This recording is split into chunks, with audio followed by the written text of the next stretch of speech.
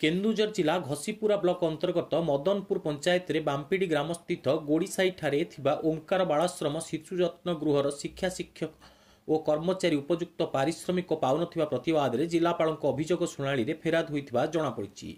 एही अनुष्ठान रे 16 जन शिक्षक शिक्षयित्री और 6 जन कर्मचारी शिशु मानक जत्न और पाठपढ़ा नियोजित होइथिबा बेले सेमानकु सर्वनिम्न प्राप्य मिलु नथिबा अभियोग होइछि।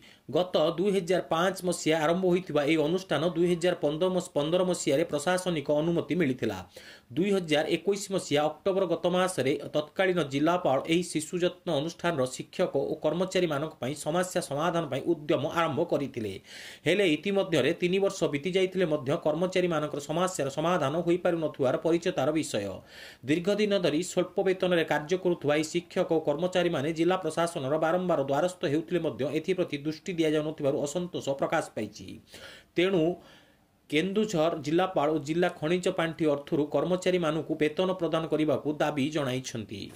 डिवाइन ओंकार विवेकानंद बालाश्रम गोड़ीसाई बांपिडीर असिस्टेंट टीचर अच्छी 10 वर्ष चाकरी करें कि दुखर विषय जे आज पर्यंत 180 टंका जो स्वल्प पारिश्रमिक चलवा आम केते कष्टकर होची सेटा केवल आम ही अनुभव करूँ जहाँकि आजिकार महंगा जुगे गोटे साधारण गोटे श्रमिक जेहेतु 400 टंकार कम पारिश्रमिक है कम करूनी आम 180 टंका पारिश्रमिक केमिति आम पेट पोषिबू आम पिला पाठ पढ़ेबू जोटि साधारण दर तेल दर 200 टका कि डाली दर है 130 टका आम से पारिश्रमिक केमती आम परिवार गुजरान मेटे।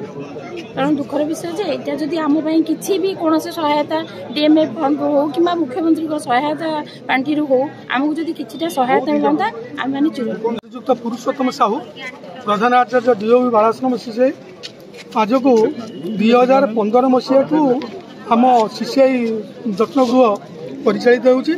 से समस्त शिशु मानक खाद्य पेय बासगृह खाଇବା पीवा रहा सबकि जोगाई दिया डीएम फंड रु किंतु आज पर्यंत आमर जो स्टाफ माने पिला मानकर जत्न नेउछन्ती कौन आवश्यकता पूरण होनी जो दरमाटी रेमुनेसन दिखाई ताहा मात्र स्वल्प भित्तिक अर्थात 180 टंका रु कम बर अधिक नुह। तेणु आम पिला छुआ मानकर जत्न ठीक भाव नहीं पार्नु आम चाहूँ आमर उचित पारिश्रमिक आमको दि जाए।